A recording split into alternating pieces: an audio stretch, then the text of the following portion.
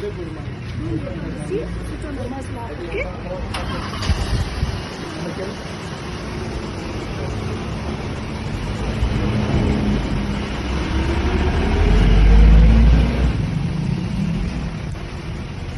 그냥 그러니까 하면 돼.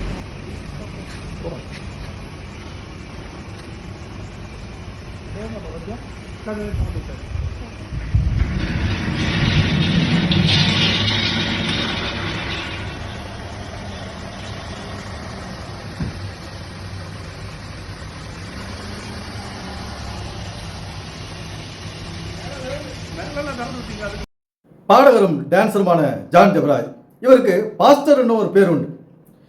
இவர் ஒரு பண ஆசைக்கு அடிமையாயிட்டார், பேரு புகழுக்கும் அடிமையாயிட்டார்.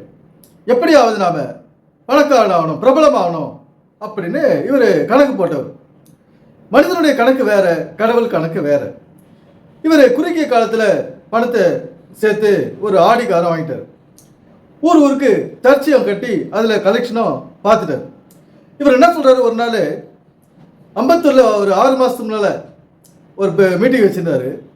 அதுக்கு போனேன். நான் போகும்போது இவர் என்ன பேசுகிறாரு, நான் என்ன போகிற ஏரோப்ளான்லாம் ப்ரைவேட் கம்பெனி, அதாவது வேறொரு ஆட்கள், யார் கிறிஸ்தவர் அல்லாதவர்கள் தான் இருக்குது அந்த ஏரோப்ளான் கம்பெனிலாம். எல்லா கம்பெனி எத்தனையோ கம்பெனி இருக்குது, ஆனால் கிறிஸ்தவர்களுக்குன்னு ஏரோப்ளேன் கம்பெனி இல்லை அப்படின்னு ஜான் ஜெபராஜ் சொல்றாரு. நாம ஏரோப்ளேன் வாங்கணும், நமக்குன்னு ஒரு தனி ஏரோப்ளேன் இறங்குதளம் ஏறுதளம் இருக்கணும், இப்படியெல்லாம் அவர் கனவு கண்டவர். இவருடைய வாயிலிருந்து இந்த வார்த்தையெல்லாம் வந்தது, ஏரோப்ளேனு ஓனர் ஆகணும் அப்படின்னு சொல்லிட்டுலாம். இந்த மாதிரி ஒரு கிறிஸ்தவம் இன்றைக்கு ஒரு பணம் சம்பாதிக்கிற வழியா போச்சு. கிறிஸ்தவர்கள் எதை சொன்னாலும் கேட்பாங்க. கிறிஸ்தவர் ரொம்ப நல்லவங்க. எப்படி கிறிஸ்தவங்க எதை சொன்னாலும் கேட்பாங்க, ரொம்ப நல்லவங்க. இதெல்லாம் அந்த காலம். இப்படி இன்னைக்கு 90% மக்கள் இந்த மாதிரி பாஸ்டர்கள் என்கிற இவர்களை ஃபாலோ பண்ணாலும், இவர்களுடைய கருத்தை ஏற்றுக்கிட்டாலும், இவர்களுக்கு சப்போர்ட் பண்ணாலும் 10% இருக்கிறாங்க பாருங்க. இந்த காலத்தில் இவர்களை எதிர்க்கிறது அவர்கள் தயாராக இருக்கிறார்கள். இந்த 10% இவர்கள் செய்வது தவறு, இவர்கள் செய்வது வேதத்துக்கு விரோதமானது, வாழ்க்கைக்கு விரோதமானது அப்படின்றது 10 பேருக்கு தெரியும். இந்த 100 பேர் ஆதி காலத்தில் பழைய சிந்தனை உள்ளவர்கள், என்ன பழமைவாதிகள். இது மாதிரி எல்லாருமே எல்லாரும் சொல்றது ஏற்றுக்க மாட்டாங்க. பல பேர் சிந்திப்பாங்க, இந்த காலகட்டத்துக்கு ஏற்றா போல சிந்திப்பாங்க. இது சரியா? இங்கே ஒரு கூட்ட மக்கள் சாப்பாட்டுக்கு கஷ்டப்படுது, சொந்த வீடு இல்லாத கஷ்டப்படுது, பிள்ளைக்கு பீஸ் கட்ட காசு இல்லாத கஷ்டப்படுறாங்க, இவ்வளோ வியாதி போய் ஹாஸ்பிட்டலில் பட்டுன்னு வைத்தியத்துக்கு காசு இல்லை, இப்படியெல்லாம் கஷ்டப்படுறாங்க. இவங்க ஆடிக்காரம் ஏரோப்ளேனமாக வாங்கி பறந்துக்கிட்டு இருக்காங்களே, அது சரியா அப்படின்னு மக்கள் சிந்திக்க ஆரம்பிச்சிட்டாங்க. ஒரு 10% மக்கள் சிந்திக்க ஆரம்பிச்சிட்டாங்க. ஏன்னா இதில் கிறிஸ்துவ இன்னைக்கு பணம் சம்பாதிக்கிற ஒரு ஸ்தலமாக போச்சு. இவர் என்ன யோசிக்கிறாரு, பாலத்தில் இருக்கிறவங்கிட்ட ஹெலிகாப்டர் இருக்குது, ஏரோப்ளேன் இருக்குது, அங்கங்கே சர்ச்சஸ் எல்லாம் கோபுரங்களை கட்டி வச்சுக்கிறாரு, மோகன் சிலாசஸ் பெரிய பிரபலம் அடைஞ்சிட்டாரு. இப்படியெல்லாம் இவர் சிந்திச்சு நாமளும் ஒரு பெரிய ஆள் ஆகணும் அப்படின்ட்டு தான் ஒரே நோக்கம். நாமளாம் பெரிய ஆள் ஆகணும், நமக்குன்னு ஒரு பெரிய கூட்டம் சேரணும், நமக்குன்னு ஒரு பெரிய வருமானம் வரணும், காணிக்க வருமானம், தசம பாகம், நமக்குன்னு ஒரு ஃபாலோவர் கூட்டம் வரணும் அப்படின்னு இவர் கனவு கண்டவர். ஆனால் மனிதன் நினைப்பது ஒன்று, இறைவன் நினைப்பது ஒன்று.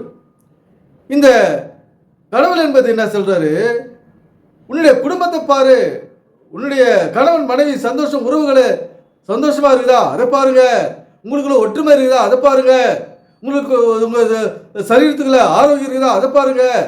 இதைத்தான்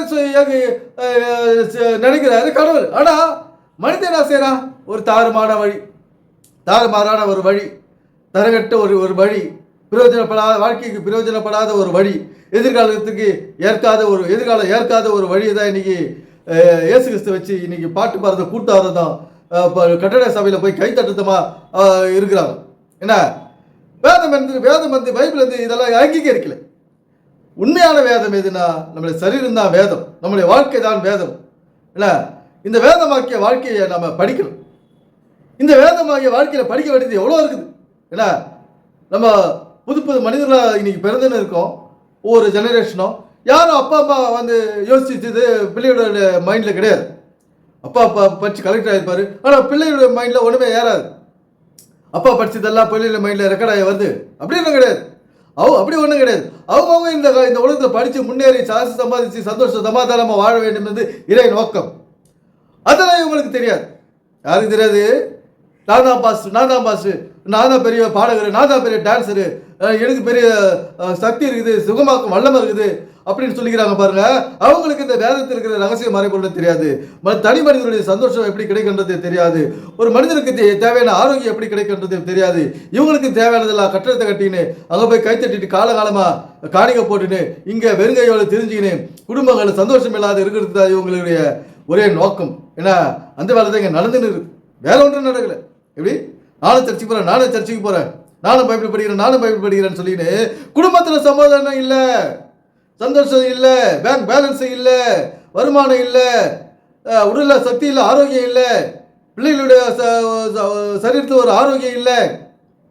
6 நாளும் வேலை செஞ்சு 6 நாளும் ஸ்கூலுக்கு போய் 7வது நாள் அவங்க கட்டட சபையில் உட்காந்து தூக்கத்தை விட்டுட்டு ஒரு சோர்ந்து விழுந்து தூங்கி விழுந்து அந்த கட்டிட சபையில் இப்படி ஒரு ஆஃபரே போகுது. இதை வேதம் என்பது அறிவு இருக்குது. இதுக்காக உருவாக்கப்பட்டது அல்ல வேதம். ஏன்னா நம்முடைய சரீரமாகிய வேதம் வந்து சரியான விஷயத்தில் இருக்கணும். ஏன்னா நல்ல செயல்பாட்டில் இருக்கணும், ரத்த ஓட்டம் சீராக நடக்கணும், ஆங்காங்கே இருக்கின்ற உறுப்புகள் வந்து நல்ல தடைபடாத செயல்படணும், நிற்காத செயல்படணும், பிரச்சனை கொடுக்காத செயல்படணும். நம்முடைய கிட்னி, கண்கள், பற்கள், நம்முடைய கால்கள் தள்ளாடாது இருக்கணும். நண்பர்களே, இது போன்ற நம்ம காலங்களை பிரயோஜனப்படுத்தி இனிமேலும் வளமான வாழ்க்கை வாழ என்று கேட்டுக்கொண்டு நம்முடைய பிள்ளைகளும் சந்ததிகளும் சிறப்பாக வாழ செயல்படுவோம், சிந்திப்போம். நன்றி, வணக்கம் நண்பர்களே.